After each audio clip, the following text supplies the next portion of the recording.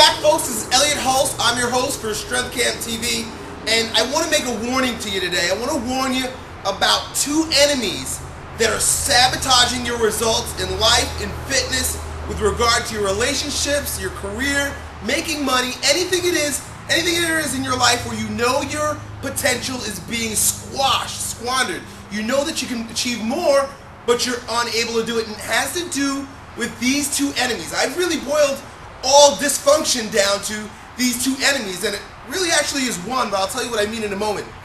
You're either suffering from fear or laziness.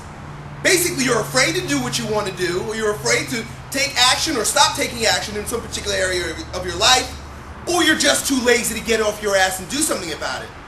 Now, what I mean by it actually being one is that laziness, in my experience, is actually a function of fear. Many times people don't get off their ass and drum it up as laziness or procrastination. It's really actually a form of fear.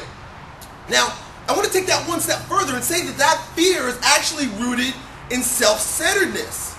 So for example, let's say that you always want to start your own business, but you've decided that you're going to wait.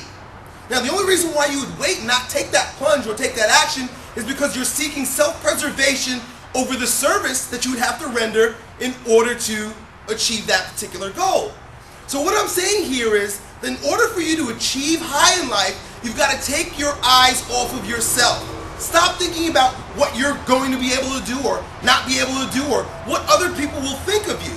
Take those eyes off of yourself, turn them around, and think about, how can I serve others? The minute you take the attention off of yourself and on what you can do for others, that fear dissipates. Now, there are many ways that you might fool yourself into thinking that what's stopping you from doing what you want to do is not really fear. I mean, you give yourself all types of rationalizations, and you come up with all types of statistics, figures, and ideas about why you haven't taken action. But the truth of the matter is, you haven't taken action because you're waiting. And like I said earlier, you're waiting to preserve yourself. Here is a great quote from a gentleman called by the name of Ralph Waldo Emerson, who I actually named my daughter after, that I basically live by. What Ralph Waldo Emerson says about taking action and abandoning that fear is here, the way it goes is, do the thing and you will have the power. And basically what he's saying is, get up and get your feet moving, and the power will be added to you. All those fears will dissipate when you get up, get over yourself, and start taking action today.